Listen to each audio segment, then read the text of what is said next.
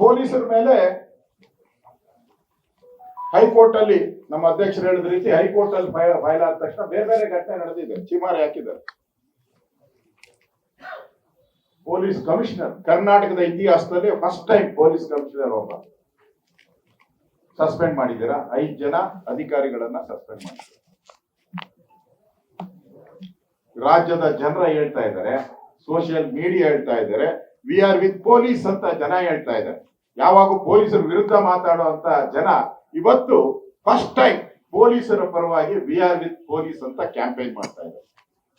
ನಾವು ಕಣ್ಣಲ್ಲಿ ನೋಡಿದ್ರಿ, ನಮ್ಮ ಎಲೆಕ್ಟ್ರಾನಿಕ್ ಮೀಡಿಯಾದವರು ಆ ವಿಜುವಲ್ಸ್ ತೋರಿಸ್ತಾ ಇದ್ರು. ನಾನು ನೋಡ್ತಾ ಇದ್ದೆ ಮನೇಲಿ ಕೂತ್ಕೊಂಡು.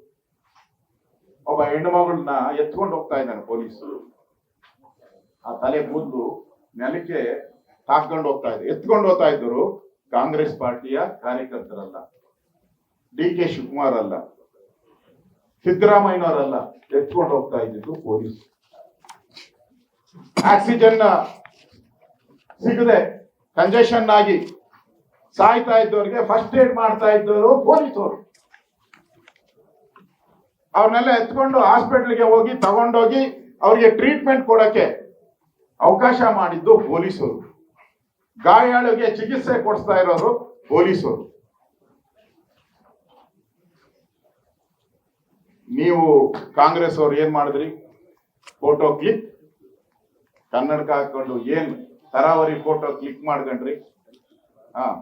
ಅದೇನೋ ಹೇಳ್ತಾರಲ್ಲ, ಕೈ ಕೆಸರಾದರೆ ಬಾಯಿ ಮೊಸರು ಅಂತ. ಮೊಸರು ತಿಂದವರು ನೀವು, ಪಾಪ ಕೈ ಕೆಸರು ಮಾಡ್ಕೊಂಡವರು ಪೊಲೀಸರು. ಕೊನೆಯಲ್ಲಿ ಅಲ್ಟಿಮೇಟ್ ಆಗಿ ಲಾಸ್ಟ್ ಅಲ್ಲಿ ಸಿನಿಮಾದಲ್ಲಿ ಬರುವ ರೀತಿ ನೀವು ಅವ್ರ ಕೈ ಕೆಸರು ಮಾಡಿದ ಮೊಸರು ತಗೊಂಡೋಗ ಅವ್ರ ಮೂತಿಗೆ ಹೋಸ್ಬಿಟ್ಟು ಸಸ್ಪೆಂಡ್ ಮಾಡಕ್ ಬಿಟ್ರಿ. ಅವ್ರನ್ನೆಲ್ಲ ಯಾವ ನ್ಯಾಯ ಇದು?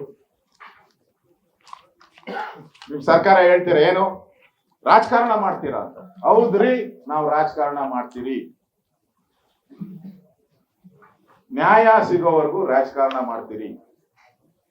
ನೀವು ಯಾರೋ ಗೂಬೆ ಕೂದಿಸಕ್ಕೆ ಯಾರ ಮೇಲೋ ಬಲಿಪಶು ಬಕರ ಆರ್ಕೆಯ ಕುರಿ ಮಾಡ್ತಿದ್ದೀರಲ್ಲ, ಅದರ ವಿರುದ್ಧವಾದಂತ ರಾಜಕಾರಣ ನಮ್ದು. ಆರ್ಕೆಯ ಕುರಿ ಮಾಡಕ್ ಹೊರಟಿದ್ದೀರಲ್ಲ, ಇದರ ವಿರುದ್ಧದ ರಾಜಕಾರಣ ನಾವು ಮಾಡ್ತಾ ಇರೋದು. ಅದಕ್ಕೆ ರಾಜಕಾರಣ ಮಾಡ್ತಾ ಇದ್ದೀವಿ. ಜನ ನಮ್ಮನ್ನ ವಿರೋಧ ಪಕ್ಷವಾಗಿ ಕೂತಿಸಿರೋದು, ಸರ್ಕಾರ ತಪ್ಪನ್ನ ಮಾಡಿರೋದನ್ನ ಹೇಳಕ್ಕೆ ನಮ್ಮನ್ನ ಇಲ್ಲಿ ಕೂತಿಸಿರುವಂತದ್ದನ್ನ ನಿಮಗೆ ಗೊತ್ತಿದೆ ಅಂತ ನಾನು ತಿಳ್ಕೊಂಡಿದ್ದೀನಿ.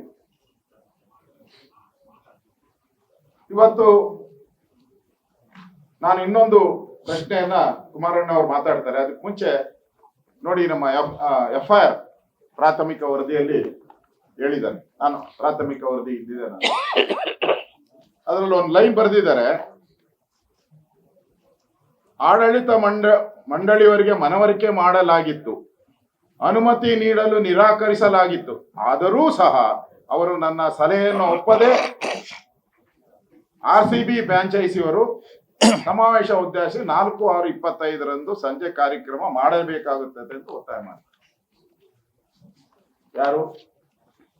FIR ಅಲ್ಲಿ ಹೇಳಿದ್ರು.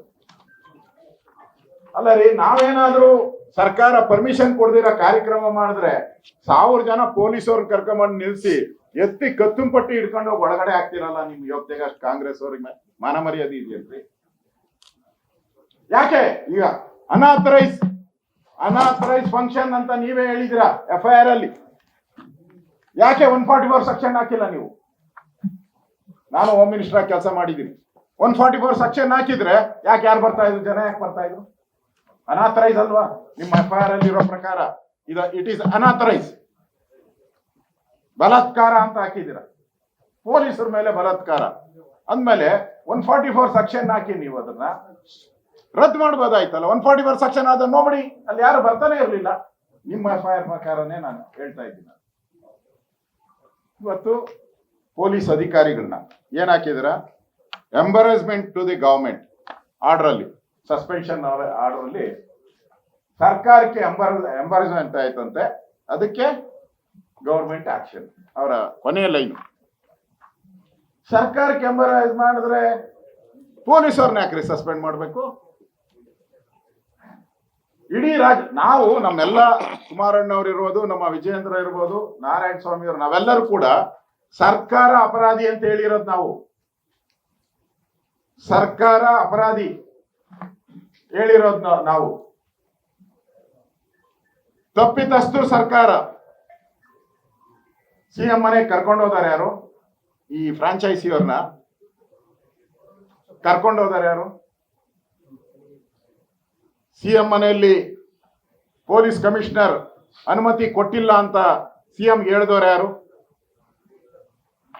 ಆಮೇಲೆ ಆ ಫ್ರಾಂಚೈಸಿ ಅವ್ರಿಗೆ ನಾನು ಅವ್ರ ಜೊತೆ ಎಲ್ಲ ಮಾತಾಡಿದ್ದೀನಿ. ಅವ್ರಿಗೆ ಯಾರೇನಾನ ಹೇಳಿ, ನಾನು ಹೇಳ್ತಾ ಇದ್ದೀನಿ ಮಾಡ್ಕೋ ಹೋಗ್ರಿ. ಉಳಿದಿದ್ ಕುಮಾರಣ್ಣ ಹೇಳ್ತಾರೆ, ಅದ್ರ ಸೀರಿಯಸ್ ಇದೆ, ಅದು ಸೀರಿಯಲ್ ಇದೆ, ಸೀರಿಯಲ್ ತರ ಅದು.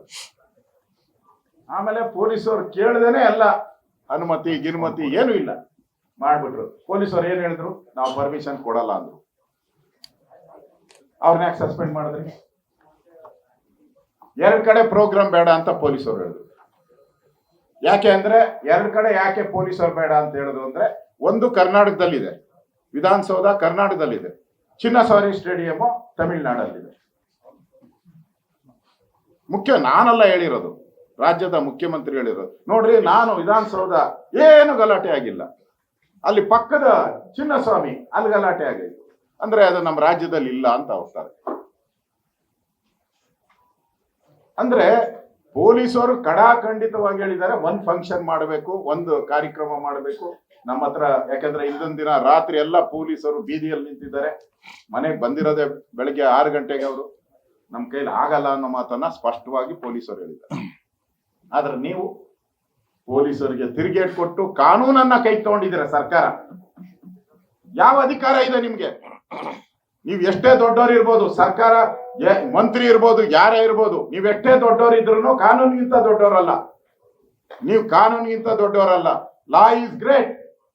ಆದ್ರೆ ಕಾನೂನನ್ನ ನೀವು ಕೈ ತಗೊಂಡು ಪೊಲೀಸರನ್ನ ದಬ್ಬಾಳಿಕೆ ಮಾಡಿದ್ದೀರ. ಪೊಲೀಸ್ ನಿಮ್ಮ ಮೇಲೆ ಕ್ರಿಮಿನಲ್ ಆಕ್ಷನ್ ಆಗ್ಬೇಕಾಯ್ತು. ಆಕ್ಷನ್ ಇವತ್ತು ಈ 11 ಸಾವಿಗೆ ನೇರ ಕಾರಣ ರಾಜ್ಯದ ಕರ್ನಾಟಕದ ಕಾಂಗ್ರೆಸ್ ಸರ್ಕಾರ.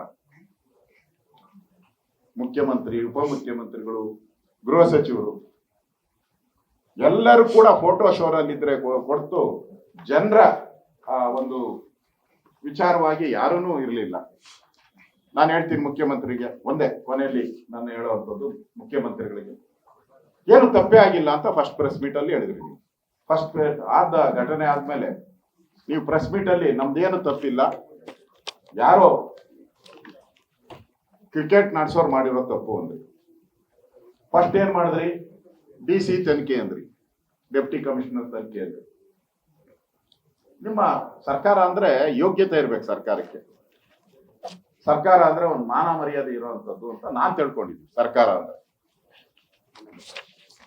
ಮುಗೀತು. ಸರ್ಕಾರ ಅಂತ ಹೇಳಿದ್ರೆ ಒಂದು ಆದೇಶ ಹೊರಟ್ರೆ ಅದೇ ತೊಗಲಕ್ಕಲ್ಲ. ಸರ್ಕಾರ ಇಸ್ ನಾಟ್ ಎ ತೊಗಲಕ್. ಸರ್ಕಾರ ತೊಗಲಕ್ಕ ಆಗಕ್ ಸಾಧ್ಯನೇ ಇಲ್ಲ. ಸರ್ಕಾರದ ಆದೇಶ ಅಂದ್ರೆ ನಡುಗ್ತಾರೆ ಎಲ್ಲ, ಗಡಗಡ ಗಡಗಡ ಅಂತ. ಮ್ಯಾಜಿಸ್ಟ್ರೇಟ್ ಆಯ್ತು, ಮಾರನೇ ದಿನ ಚೇಂಜ್, ನಿವೃತ್ತ ನ್ಯಾಯಾಧೀಶರು. ಅವ್ರು ಪರ್ಮನೆಂಟ್ ಯಾರೋ ಇದಾರೆ, ಒಬ್ರು ಪರ್ಮನೆಂಟ್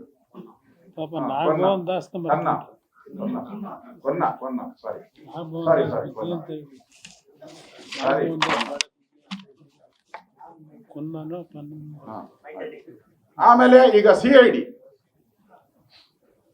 ಒಂದು ಕೇಸು, ತನಿಖೆಗಳು 3.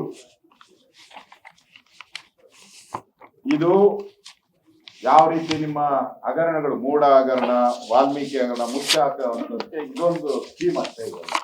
ಇದನ್ನು ಹಂಗೆ ಮಾಡ್ತಾ ಇದ್ದೀರಾ.